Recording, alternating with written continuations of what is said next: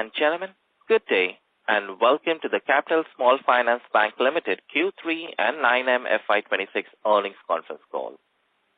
As a reminder, all participant lines will remain in the listen-only mode, and there will be an opportunity for you to ask questions after the presentation concludes. Should you need assistance during the conference call, please signal the operator by pressing star, then 0 on your touch-tone telephone. Please note that this conference is being recorded. I will now hand the conference over to Mr. Sarvajit Samra from Capital Small Finance Bank Limited for opening remarks. Thank you, and over to you. Thank you, Rian. Good afternoon, everybody, and thank you for joining Capital Small Finance Bank Limited's earnings call. Our financial results and the investor presentation have been filed with the stock exchanges and are available in the public domain. We trust you have had an opportunity to review them. Joining me today are Mr. Munish Jain, Executive Director, Aseem Mahajan, Chief Financial Officer, Raghav Agarwal, Chief Risk Officer, Sahil Vijay, Head of Treasury and Investor Relations, Bharti Babuta from our Investor Relations team, and our IR advisor, SGA. I will begin by sharing our perspective on the operating environment and macroeconomic backdrop during the Quarter 3 financial year 26. After which we will discuss the bank's performance and outlook in greater detail. During Quarter 3 financial year 26, India's economic conditions continue to demonstrate stability and momentum with real GDP growth at 7%. Economic activity during the quarter was aided by reforms and consistent domestic consumption, a gradual recovery in rural demand. High-frequency indicators across manufacturing and services reflected steady trends, reinforcing the underlying strength of the economy. Inflation during the Quarter 3 financial year 26 remained benign, well within the Reserve Bank of India's comfort range. Headline CPI moderated significantly during the quarter, supported by easing food prices, the impact of GST rate rationalization, and relatively stable input costs. While inflation edged up modestly towards the end of the quarter, overall price pressure remained subdued, helping preserve household purchasing power and support consumption demand. This benign inflation environment also contributed to stable business sentiment, particularly across semi-urban and rural markets, which form a key part of our operating footprint. On the policy front, the Reserve Bank of India reduced the repo rate to 5.25%, reinforcing its intent to support growth while maintaining macro stability. While lending rates have largely adjusted on the asset side, the transmission on deposit is evolving more gradually, reflecting the lag inherent in liability repricing amid intense competition for deposits. Banks across the sectors continue to prioritize deposit growth to fund credit expansion, resulting in persistent pricing pressure, particularly on term deposits. In this environment, institutions like us, with a well-diversified retail deposit base and strong customer relationships, are better positioned to manage funding costs in a measured manner. At the system level, liquidity conditions were broadly balanced during the quarter, supported by the Reserve Bank of India's liquidity operations. Banking system liquidity buffers and LCRs remained comfortably above regulatory requirements. The banking sector witnessed healthy growth in advances in the third quarter of financial year 26 compared to the same period last year, supported by improving economic activity and full impact of GST rate rationalization. During the quarter, credit demand was led by secured retail, MSME, and agriculture segments, aided by festive season spending and post-harvest cash flows in the rural markets. As a result, credit growth for most lenders continue to outpace deposit growth, reflecting sustained demand across key lending segments. For Capital Small Finance Bank, these conditions align well with our business model. A strong presence in semi-urban and rural markets, a predominantly secured and retail-focused loan book, and granular Relationship-led deposit franchise position us favorably to participate in the ongoing economic recovery while maintaining disciplined growth and robust risk management. Coming to our Quarter 3 financial year 26 performance, the quarter saw steady deposit mobilization, balanced credit growth, and stable margins supported by disciplined execution across our core business. Total deposits stood at 9931 crores, growing 18.5% year-on-year, with CASA at 35.9%, underlining the strength of our retail deposit franchise. Gross advances grew to 8164 crore, up 19.8% year-on-year, supported by robust disbursement across MSME, mortgage, and agriculture segments. Quarterly disbursements rose to 919 crore, up 5% year-on-year, aided by festive demand and strong rural cash flows. Asset quality remained stable, with gross NPAs at 2.68% and net NPAs at 1.35%, supported by prudent credit practices. Our strategy continues to focus on secured, profitable growth, productivity improvement at the branch level, and measured geographic expansion with focus on attractive semi-urban markets. With that, I would now like to hand it over to Mr. Munish Jain, who will take you through our quarterly financial and operational highlights in detail. Thank you. Thank you, Mr. Shamra, and warm welcome to all. Let me begin by sharing the highlights for the quarter and 9-month ending December 2025. As of December 31, 2025, our gross advances stood at 8164 crores, reflecting strong and consistent credit expansion. This translates into a year-on-year growth of 19.8% and quarter-on-quarter growth of 3.3%, fully aligned with our stated guidance of 20% plus advance growth for FY26. The growth in advance continued to be driven predominantly by our secured lending products, and around 99% of the loan book being secured, with around 90% of our non-corporate portfolio is collateralized by immovable property/bank FDRs. The average ticket size of our portfolio stood at 17.8 lakhs against 17.1 lakhs at the end of Q2 FY26, reflecting our granular, retail-focused and risk-conscious approach. Our continued emphasis on well-collateralized asset reinforced the quality, resilience, and risk-mitigated credit portfolio. During the quarter, fresh disbursements stood at 919 crore, registering a robust 25% year-on-year growth. For year-to-date, that is for 9 months up to December 31, 2025, total disbursement stood at 2,590 crores, reflecting 24% growth. The growth driver for the quarter is MSME/business segment, grew by 10% on quarter-on-quarter and 42% on year-on-year basis, and LAP, which grew 3% on quarter-on-quarter and 18% on year-on-year basis. This sustained momentum underscores the continued strength in demand across our key lending segments and the effectiveness of our focused business approach.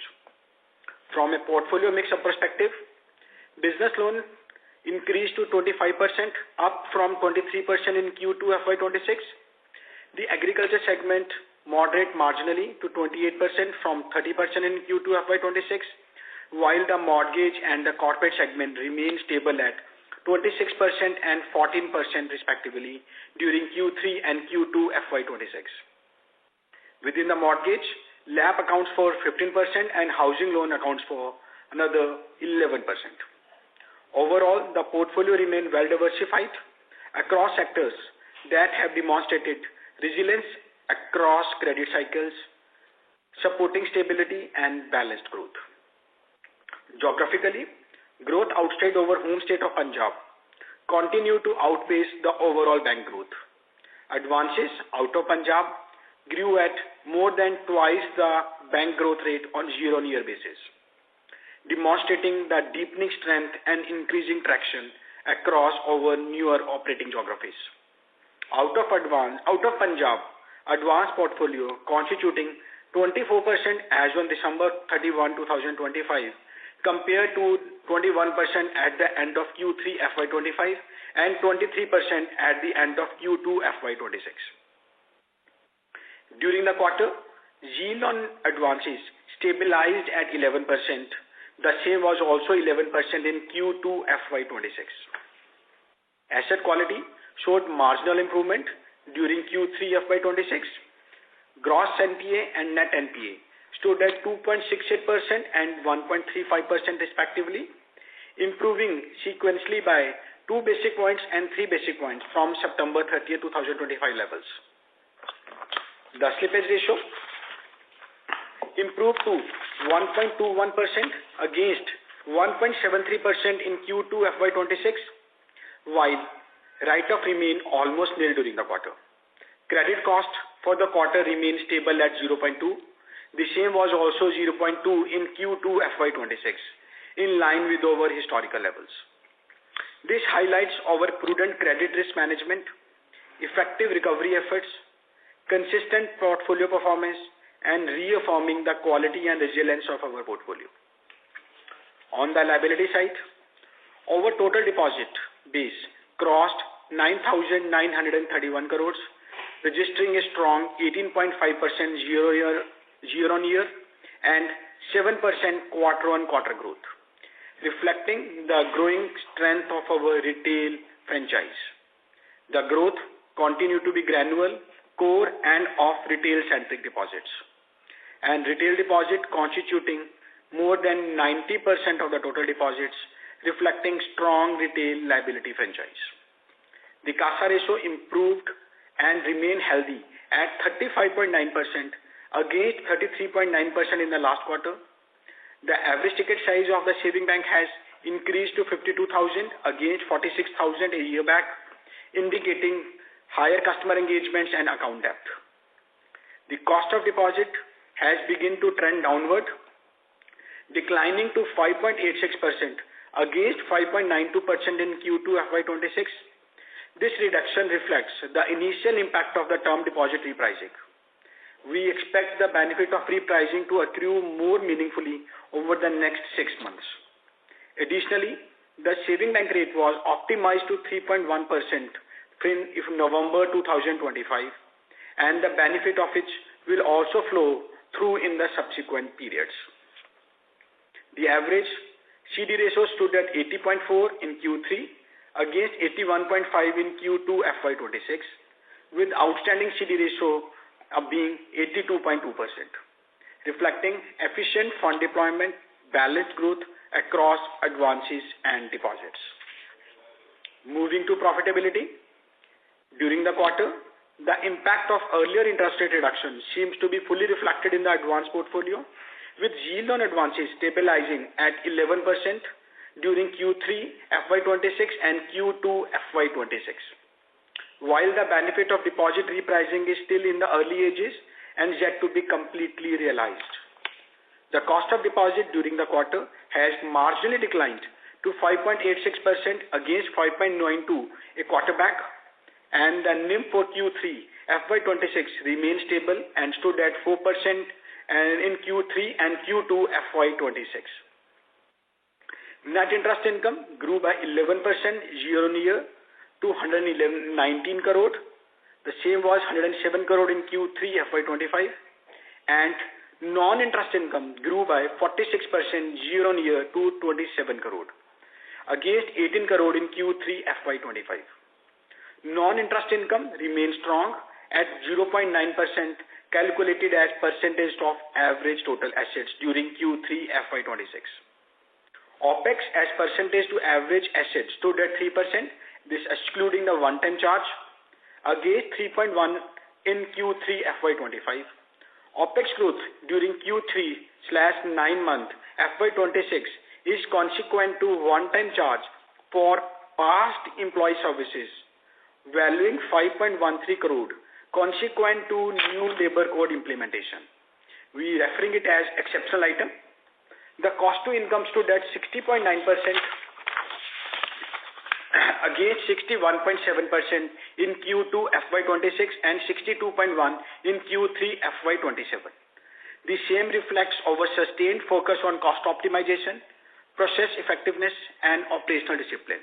The cost-income ratio with exceptional item is 64.4%.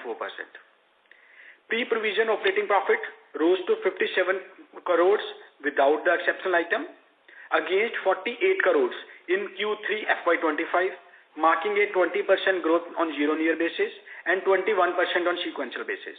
The PPOP with exceptional item is 52 crores. Profit after tax stood at 38 crore without the exceptional item, up 12% year-on-year, supported by healthy operating performance and disciplined cost management.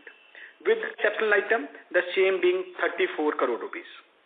Return on asset remains stable at 1.3 without the exceptional item.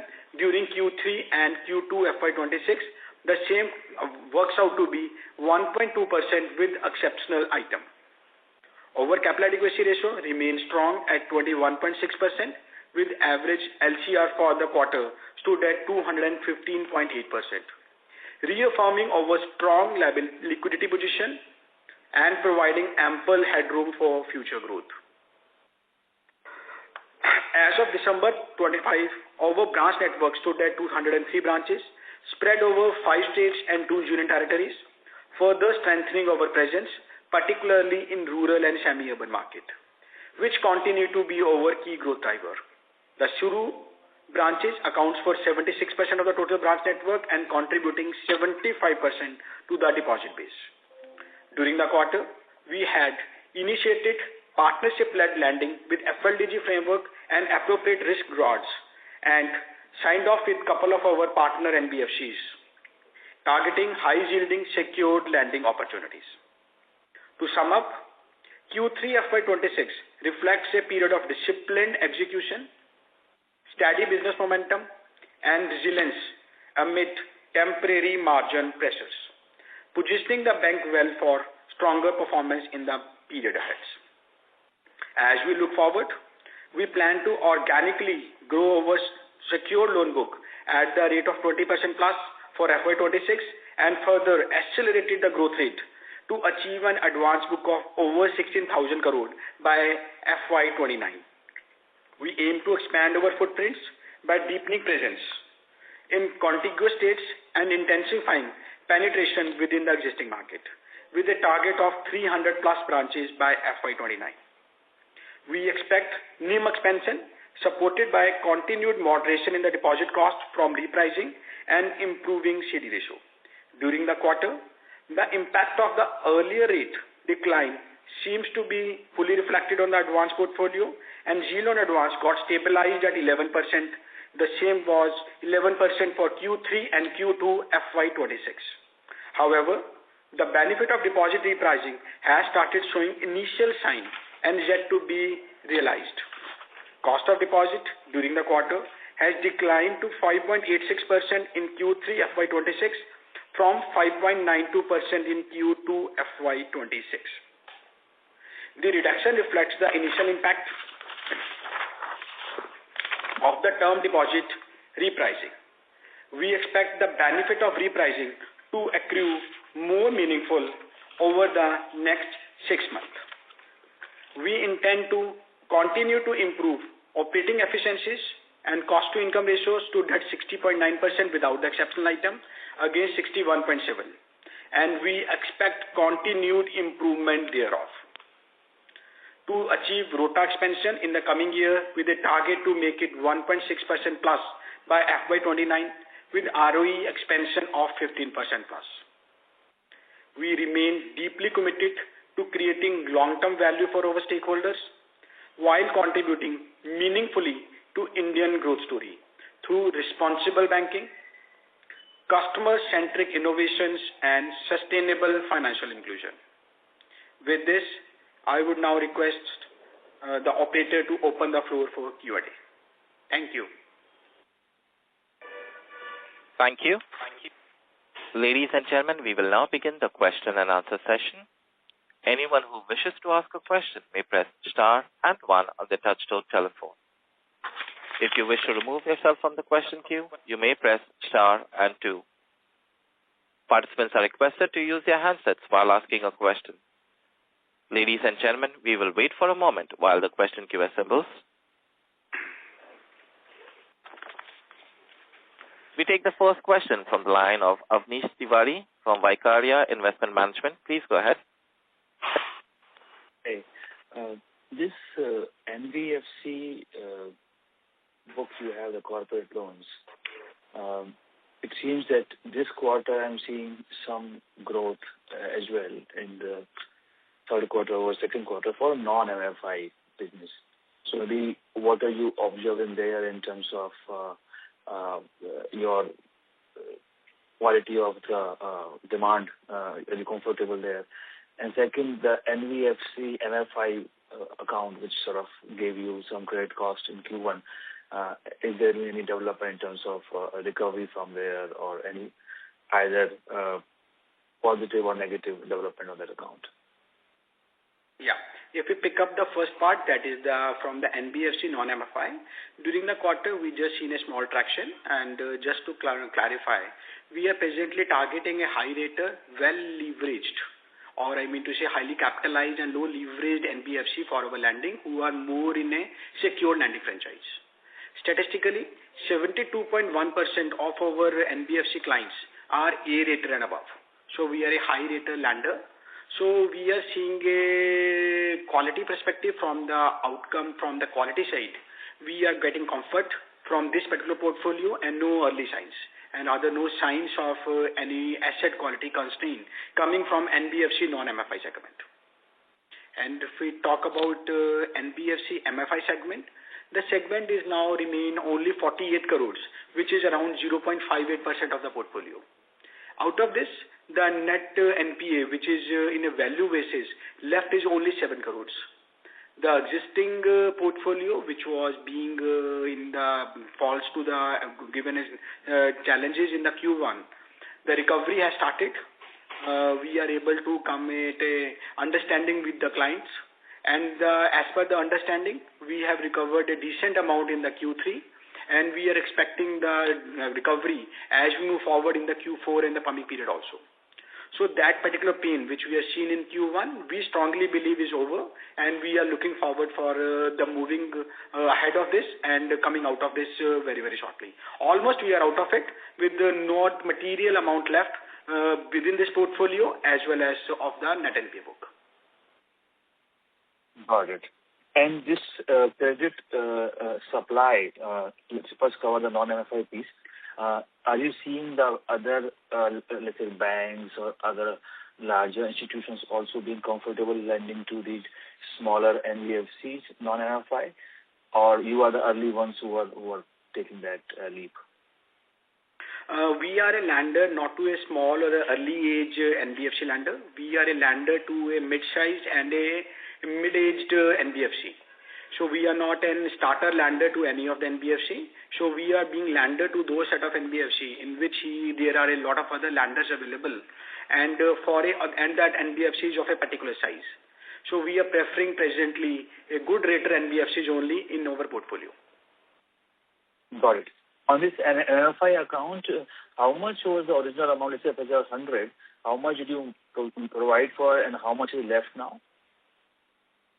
So if the original amount, we have typically if you can just hold for a second, I think we recovered good amount. The pending net NPA is only 7 crores. Right. And what was the original loan outstanding with that company? I trust that should be something around 21 or 22 odd crores. Got it. And how much provisions you had to take on this? So we have provided for certain amount of provisions and certain recovery, and the pending value which is left in the shape of the unaccounted for is around 7 to 7.5 crores. Great. I mean, the last one question I can ask you is SMA1 and SMA2 pool. If we look at it has increased quarter over quarter, even compared to Q1, it is at a higher level. Although your slippages are down, your trends are positive. So here, how are you interpreting this? Can you help us understand this pool, SMA1 and SMA2? Why is it increasing? Is there some lag before it improves or something else we should interpret? So SMA 1 and 2 for this particular period and ending is around 6.46%. This is basically a seasonality trend. If you look into the December last year, this number was again 6.05. Reason being Punjab, Haryana and this North India is predominantly the economic flow, cash flow is coming from the agriculture. And there is always this being a harvesting period when the agriculture produce money start pouring in November and December, and the transition from that account to the MSME clients account or to the other self-employed people, there is some lag of some period. So which typically translate into some temporary SMA boost increase at the end of this quarter, which is always the case. It is not the first time it happened, but there is no early signs available, and as per the internal assessment, we are quite confident of bringing it back again sub 5% level by March 31, 2026. Great. Why your fiscal 26 quarters typically have a lower level of SMA 1 and 2 compared to fiscal 25 quarters? Every quarter. So if you have to compare. SMAs are always, you will see, slightly elevated in June quarter and December quarter. Reason being, in that particular period, transition of the agri cash flow to the full economy is not completed. So that is getting completed with some lag. That is typically July, August and January, February. So that's why there is a temporary increase in SMA 1 levels in that particular period, June and December, which gets solved very quickly, and we come back again to the rightful levels whenever we see the September and March. I meant to ask you, third quarter of 26 is lower than third quarter of 25 SMA pools. Second quarter of 26 is lower than second quarter of fiscal 25. Is there there's a positive development year over year? Is there, although there was a stress in the system, so is there a reason for this to be lower? Can you explain that? Year over year basis. If we look into the number is almost identical. Just there may be some marginal difference, that is 6.46 versus 6.05. So the gap is very, very marginal. So even if we look into any of such number, the gap is very, very, very marginal. So that's not the scenario which we are seeing. Even for the June 2025 versus June 2024. Right. Okay.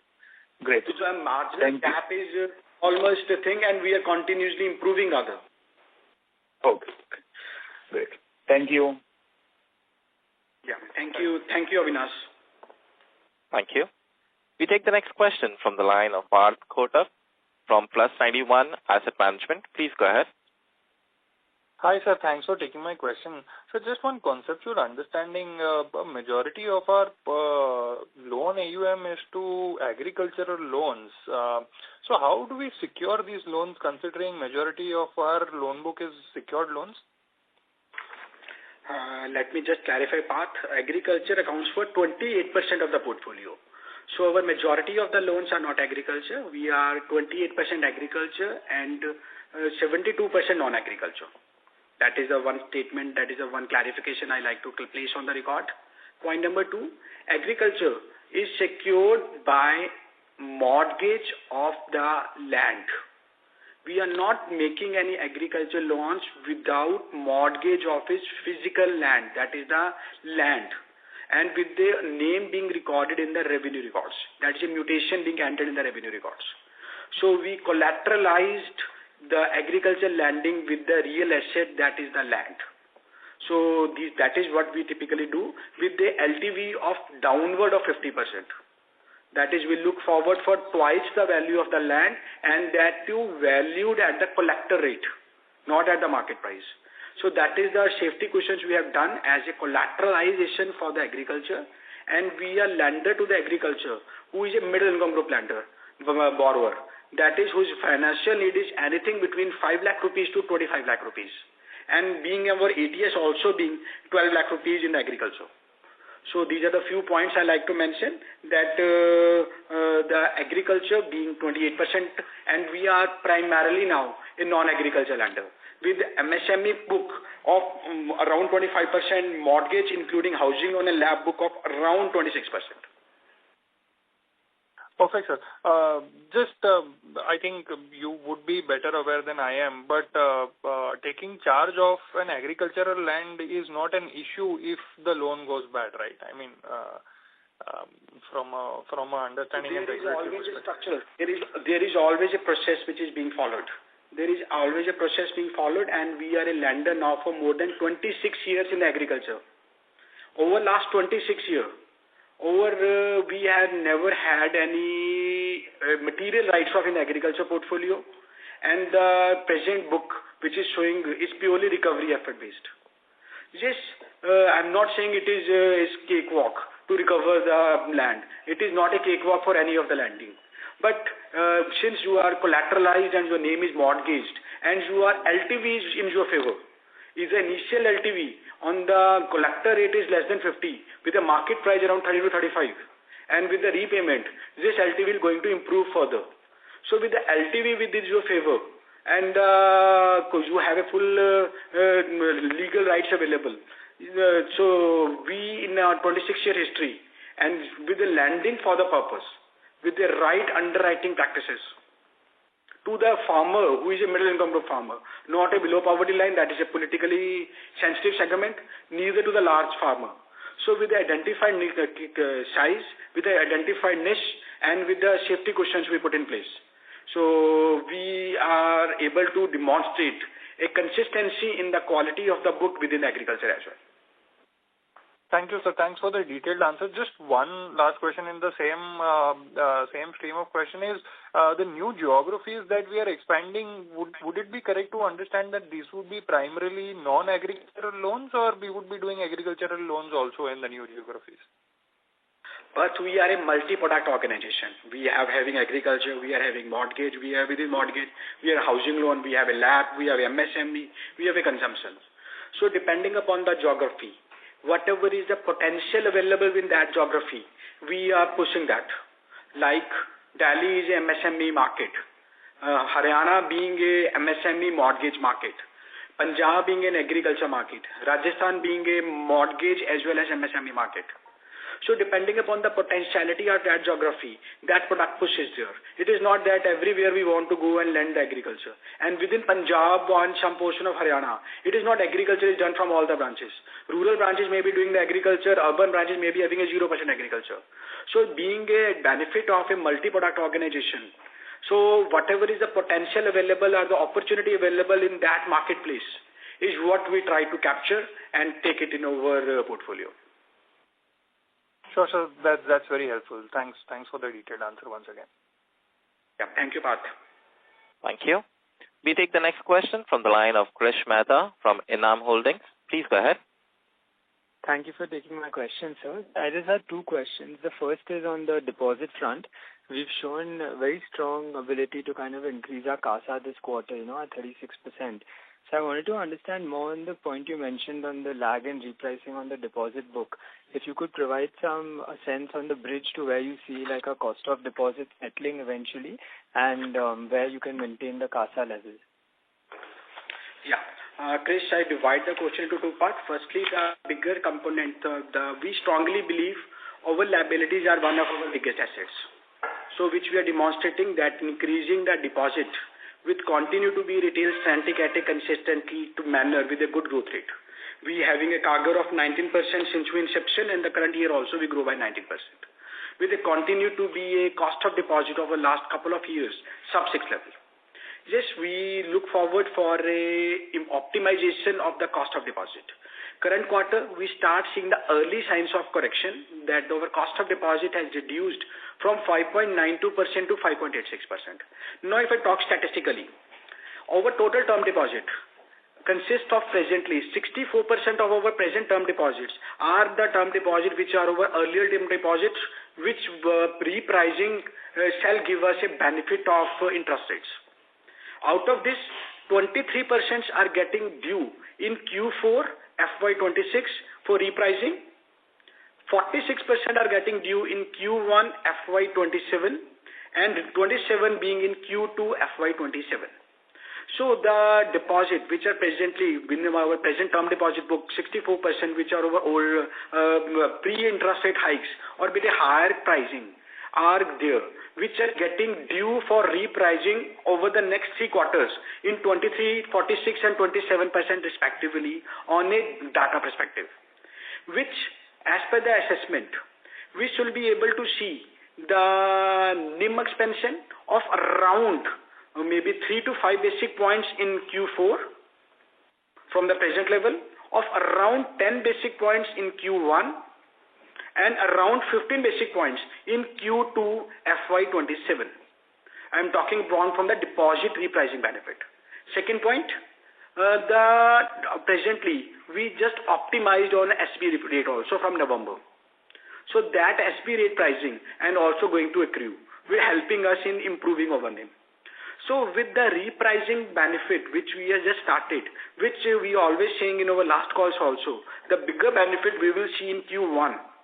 And Q1 is constituting 46% repricing as we are seeing on statistically. So with that thing in sight, so that is the gliding path I can show you for the cost of deposit and consequent improvement in the NIM over the next 3 quarters. Thank you, sir. That's very helpful. And the second question I had was on the loan book.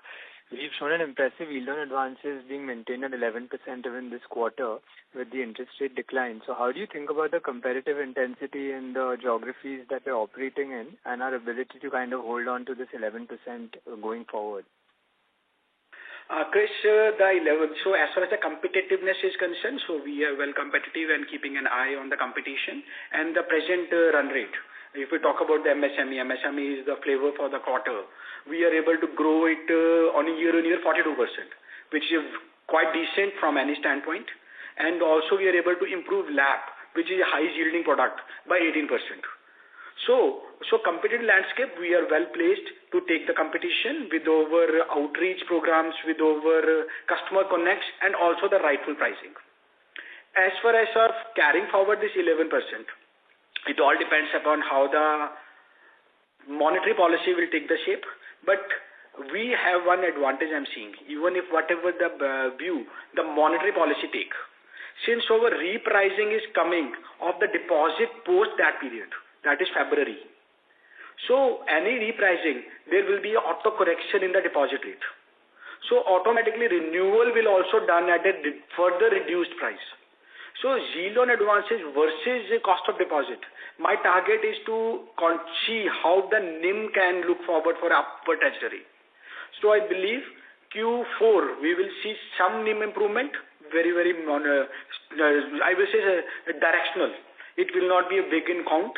A directional NIM improvement we will witness in Q4 with a good NIM improvement visible in Q1 followed by a decent NIM improvement in Q2.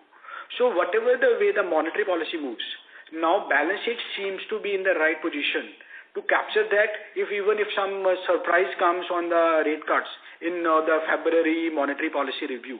Since the repricing is getting due of our deposits post that particular date. Thank you so much, sir, and good luck. Yeah, thank you, Chris. Thank you. We take the next question from the line of Shripal Doshi from Equirus Securities. Please go ahead. Hi, sir. Thank you for giving me the opportunity. My question was pertaining to the geographical expansion that we're doing. So while we're entering in states like Rajasthan, Himachal, as well as J&K, what segments are here which are seeing higher growth in terms of the product portfolio that we have? So I understand that, of course, in Rajasthan, it would be more of MSME and trading. But in states like J&K, NCR, Himachal, which products are doing well? And also, if you could throw some light on, particularly in Rajasthan, how are you seeing the rejection rates or which customer profiles are we not targeting and which customer profiles we are targeting from our learning perspectives? Firstly, Kripa, the first question, if we look into the geographically, that is Delhi, NCR, we are looking a better traction coming from the business book, that's MSME followed by the mortgage.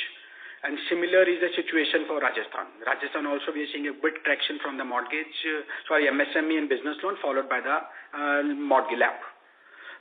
So as far as that is what we are seeing in all the three states you mentioned, Jammu, Rajasthan as well as the Delhi. So we are seeing a higher traction in MSME and followed by the mortgage within the lab within the mortgage book. That is the traction we are seeing in all the three things, which is a common between all the three things together. Now, as far as the Rajasthan is concerned, Rajasthan is a market in which we just had over a branch in the headquarters of the Rajasthan in the last year. And we are starting penetrating about that particular center. It will be too early to me to comment upon the customer segment.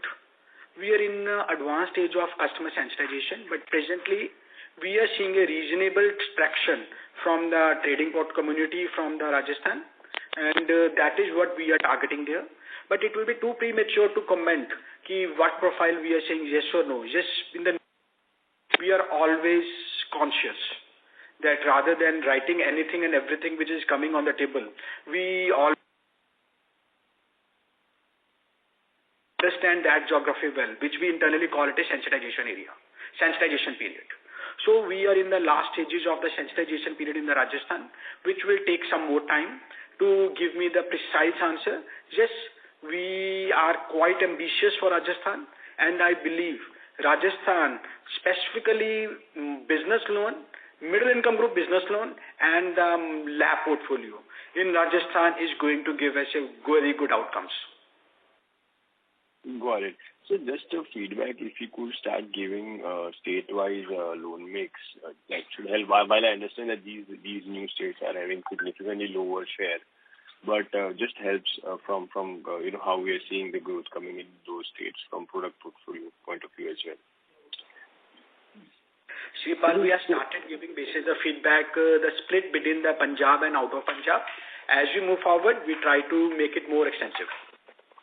Got it, sir. So the second question, or rather more on the guidance front, is pertaining to how are we seeing, let's say, while you have indicated 16,000 crore advances book by FY29, but what is the kind of, let's say, loan book mix that we are aiming at by FY29, since that's the year that you are looking at? So what is the kind of, let's say, loan CAGR we aspire over the years to FY29 as well as the loan book mix? And pertaining to ROA, we've been highlighting that, we would want to reach anywhere between 1.5 to 1.6% ROA. So when is that timeline in terms of quarter, if you can give us some indication there? These are the broader questions that I had as a second question. Firstly, if I talk about the mix and the CAGR, current year we given a CAGR of 20% growth for the advance. Next year we want to accelerate this growth rate. We given a guidance of 16,000, which translate into 23 to 24% CAGR. Next year number, for the precise number for FY27, we will announce in the first earning call.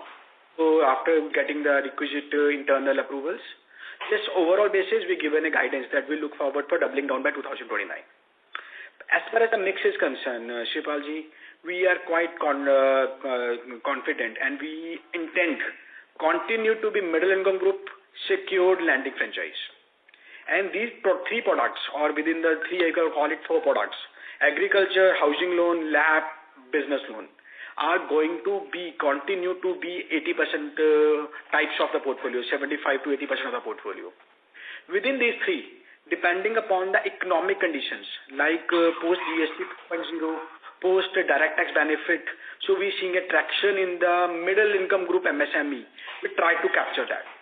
Similarly, some opportunities coming and knocking for the mortgage portfolio at the right router profiling, we will be going to capture that. So within that, overall principally, we will continue to be secured middle income group based lender. Looking at the situation as on date, for next 12 months, I believe business loan is going to lead the pack. Business loan will continue to be growth at the elevated levels, which will be supporting over growth for the next 12 months. So we are keeping an eye on the present macro environments and the operating environment. So depending upon the opportunities, we don't want to miss any opportunity coming on the site and like to capture it. So overall, principally we want to maintain these three sectors put together to be 75% plus levels. Within this, for next 12 months, MSME is going to lead the pack. Got it. And sir, with respect to the ROE trajectory? Yes. ROE trajectory, this current quarter, if I exclude the exceptional item, we are typically around 1.3 with exceptional 1.2. So for the debate, I'm taking 1.3 because that is one of the item. So from Q1 next year, we will intend to see, firstly, we want to take this towards 1.4 in the next fiscal. That is the FY next fiscal, that is FY27. We want to take it to the 1.4% level, and you will start seeing, I believe, not the correct number, 5 basic points improvement from Q1 and another 5 from Q2. So that is what we strongly believe. So it is not that strongly crystallized. This is what I strongly believe, keeping in with the present environment, since the interest rate environment is in the hand of my monetary policy. So if I talk about the today's interest rate environment without any further cuts, so that is what we understand. So we look forward as a first stage improvement from 1.3 to 1.4 in the Q2/Q3 FY27 is visible, is quite visible. Then we'd like to improve it towards 1.6 level by FY29.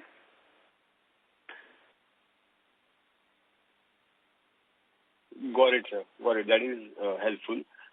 Thank you so much, sir, for answering my questions. And good luck for the rest. Thank you, Shipal. Thank you. We take the next question from the line of Gaurav Purohit from Systematics Group. Please go ahead. Hi, sir. Thank you for taking my question. I have two questions. First one is on the partnership that you mentioned in your opening remarks. So can you please give us a flavor of, how the economics would work in this partnership, and will it be margin accretive to you, or will it be neutral? Is it just to push growth? So that is one. And maybe some color on, how you have selected the partners that you're working with. Second question is on the credit cost. The credit cost has slightly inched up in this quarter. Any specific reason for that, or any particular segment that is the increment came from? And what would be the normalized level in Q4? These are the two questions. Thank you. Thank you, Gaurav. Gaurav, if I pick the first one, that's a partnership. Yes, the partnership, the objective is to look forward for a secured lending opportunities in the geography where we don't have a very, very thick branch presence, say Rajasthan. And we want to capitalize that opportunity through the partnership-led model. And these are the partners who are banking with us for a while now, like to whom we have landed in book. So we have got a sufficient time period to analyze their portfolio behavioral, how their portfolio was behaving over a longer period of times with the various events happening. So they are our portfolio companies within which we picked up some for our partnership-led lending also. So this partnership-led lending is with an FLDG framework, that is with the credit risk with the partner, as per the permissible under the law. So we are a purely FLDG driven, and their incentives or their commission is linked with the quality of the portfolio. So we have a two line of defense. One, the variable is purely linked with the quality of the portfolio. Secondly, in addition to that, we are having an FLDG. So we are making ourselves well guarded, both in selection and their portfolio performance over a long period, very deep portfolio as our portfolio company, and then also guarding legally and with an FLDG framework. This particular book, we intend, I'm not saying that is going to be very, very significant in our distribution, but yes, they will be making some impact in our distribution, and it will be P&L positive, since it will be a high ROTA business with the credit cost with the partner. So this particular the current quarter, this is the first quarter in which we start distribution. We signed off with a couple of our partner NBFCs. Now we are in the process of watching it more closely at the ground for the quarter 4.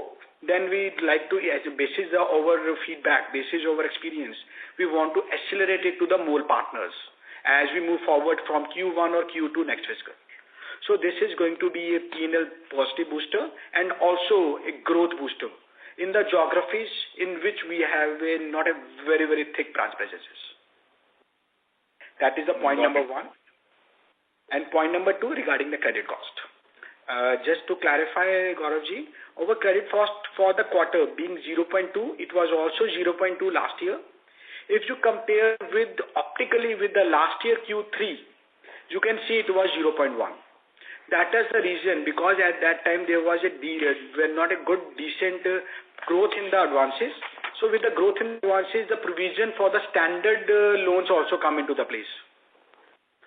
So which is also being there. So I strongly, I believe. Muniji, I am comparing on advances, not on average assets. So the similar number I'm telling to say. If you look into the advances, over credit cost for this particular period is 0.2%. If we look into any of the period, even if you look into the last quarter, Q2, it was 0.2. In the Q3 last year, it is 0.1. And we always intend to keep it range bound between 0.15 to 0.25. And we are confident to keeping it range bound between 0.15 to 0.25 as we move forward over the period to come. Okay, fair enough. One last question, if I can squeeze in. Please go ahead, Gauravji. So on the margin side, while I understand that you have drivers in the form of cost of deposits, agri mix is also expected to go up, right, in Q4. So how much of the benefit do you see from the yield side? I understand that there is competitive pressure and also, RBI can take further rate action. But with the information you have currently, how much benefit you expect on the yield side, primarily from the agri book going up?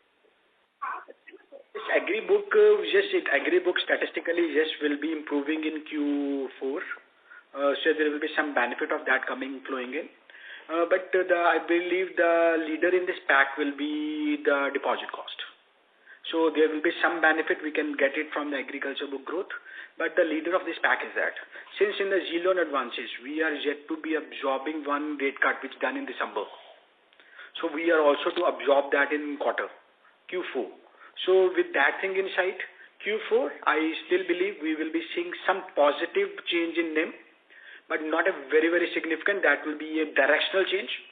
But we will start seeing a good NIM change in Q1.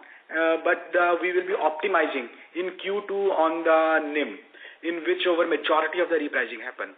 Again, I just like to reiterate, over repricing of the deposits, which is 63% high cost, is slated to be done in Q4, Q1 and Q2, which is 23%, 46% and 27% respectively.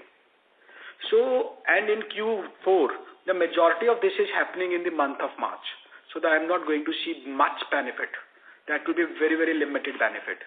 So Q4, we will be seeing a directional change in the NIM, not a very, very large directional change. But Q1, we will see, as per my assessment, my calculation, we can see a 10 basic point upliftment in the NIM. Got it. And when do you think your LDR will start to move up meaningfully towards that 85% mark? Because I think it has come down this quarter again. When we are seeing the current quarter, we've seen a good opportunity on the retail CASA franchise when we start increasing our Shuru branch-based transaction and the customer engagement practices to get ourselves more penetrated, so which give us a better deposit growth. And deposit growth, which is what we always look forward for, a retail-centric and a price-efficient.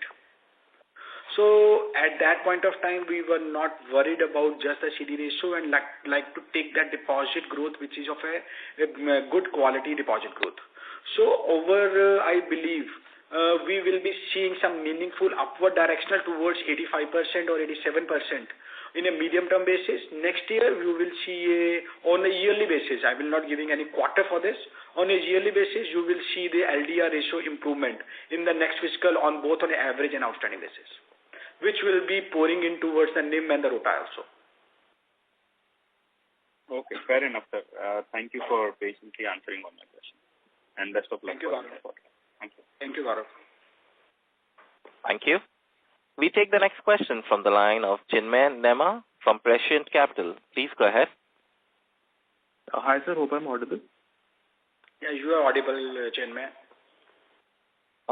Sir, could you share the gross NPA numbers on the Agri book and the MFI book?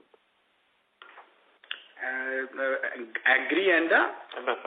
MFI is presently just split down, and now today our MFI book is just 48 crores. So there may be a gross portfolio out there. If you can just hold for a second, I just try to give you the gross NPA number for that. Agri over gross NPA is around 4.7 types, and in MFI, it will be, I'm not 28%.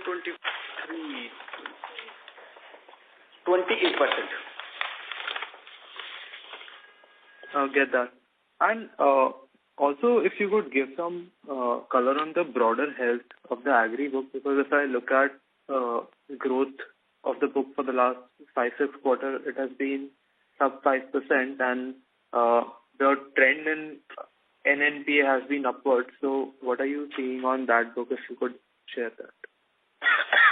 Agriculture book is typically, yes, we are not very, very aggressive on the agriculture for some time now, but we have started looking this book in a more favorable way. Quarter 3, the growth was not there for genuine reasons because the flows of the funds are coming in agriculture. So despite the disbursement have been done in this book, but there has been a natural decline because of the recovery basis, the cash flow in that particular portfolio. Going forward, agricultural book, if you look into the slippage, if I talk about the gross slippage, our gross slippage in the agriculture book is always 50% of our overall gross slippages. So we are always having a submuted gross slippages ratio. But we typically follow a strategy of recovery and not writing it off. So the agriculture loan book, so we typically, and since the growth is not coming in agriculture book, so optically you will see some gross increase in the gross NPA. But even if you look into the comparison period now, so there is not any significant increase in the value of the NPA. But since the agriculture outstanding has declined, this number look optically high. So and the yields on this particular portfolio is also better than my overall yield. Overall yield being 11 and yield on the agriculture being 12.62. So we are in control of the things, and this particular book, the slippages are well in control, and with the momentum in the agriculture, we are just very bit conscious in the lending earlier because of the flood-like condition in Punjab for a long period, for the last year, in the current year. So we were not that aggressive in the agriculture lending, which we started, but we just holding on the guards. Now, situation is normalizing. So I'm not saying very aggressive on agriculture, but just we want to increase this book. This book is not showing any sign of weaknesses on the quality side. On the contrary, gross basis, ROTA driven, this portfolio is giving a better ROTA business. But just we want to make an optimum outcome of the same. Got it. And the quarterly provisions, are they also in proportion to the slippages? So 50 to 60% of provisions, do they come from Agri book? Would that be a fair assumption? No, because there is no similar growth in Agri NPA. So it will be on the incremental NPA. We follow a simple provision coverage ratio policy of keeping it upward of 50. Current quarter, we slightly improved our PCR ratio. The PCR is now 50.46 against, which was a bit 49.5 around a quarter back. So we improved our PCR also. So we can't say that the increase in this is towards agriculture. So that is as per our principal strategy of maintaining a PCR of upward of 50%. Got it. And sir, on the MFI book, this 6 to 7 crores of outstanding, do you see how should one think about recoverability on this sum? Do you see it flowing to provisions in the coming quarters? I believe as per the situation existing as on date, out of this 7 crore which is the present provided for, we believe lion's share of it will be recovered. So no bigger surprise on the provisioning is expected. I am saying lion's share. But still, this is going forward. This is assessment. This is the situation as on date. Understood. And sir, the 30 whips improvement on the ROA that you've guided for in 2029, could you give some high-level color on what the bridge should look like? So this 30 whips structural improvement, where would this come from? If you look into the ROTA talk about the segment which will contribute to this particular thing. So I believe the largest contributor here will be the NIM expansion. NIM is today 4. We want to take it upward of 4.2 to 4.3 levels. So that will be the largest beneficiary which will be coming to the thing. And the biggest thing which is available for us is the cost of deposit and the CD ratio expansion, which is going to be the driver for the NIM expansion. Second, we will be seeing some optimization of the OPEX.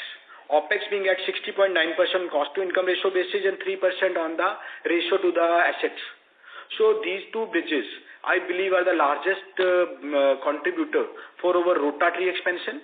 And on a time horizon basis, we are looking forward for a 30 basic point increase over next 3 years. I strongly believe it will be very evenly split on yearly basis also. Understood. Okay.